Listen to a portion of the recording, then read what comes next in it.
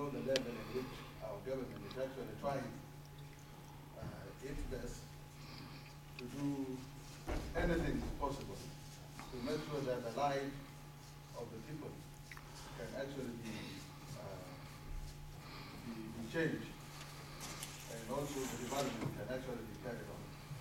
The government have done a lot, but yet when it comes to communities, they are actually needed a lot when it comes to peace building, because all these problems that are happening at the local level, it is actually the community organization, the civil society, that can actually help the government to really solve some of these problems. And then, since the convention identified the fact that there is a need for peace and also for the security in the area, then the development will come after.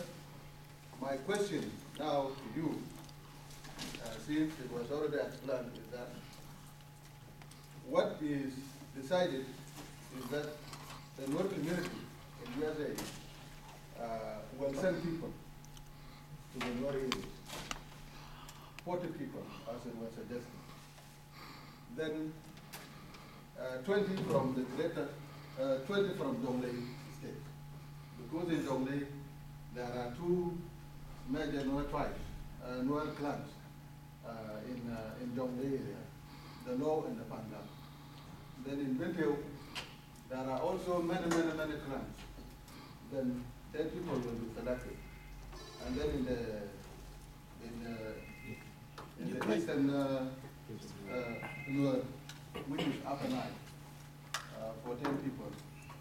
Then my question to you, I know the Nuer community here in the United States do not have resources yet.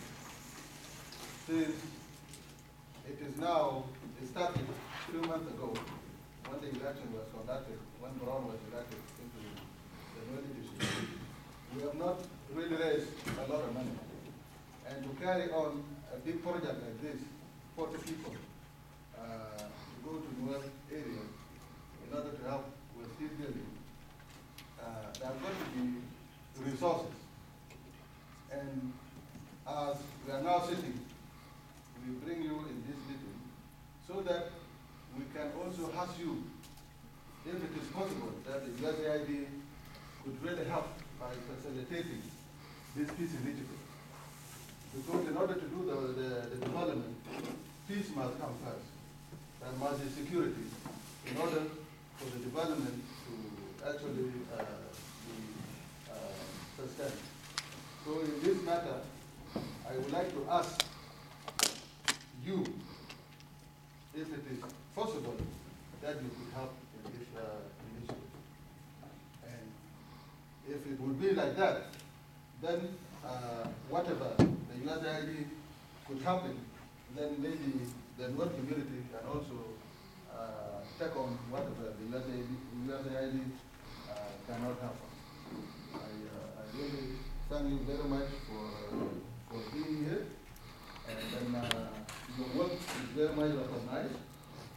Everyone in Sudan, I would say, in the areas, because you always go down to local community. People know you even children.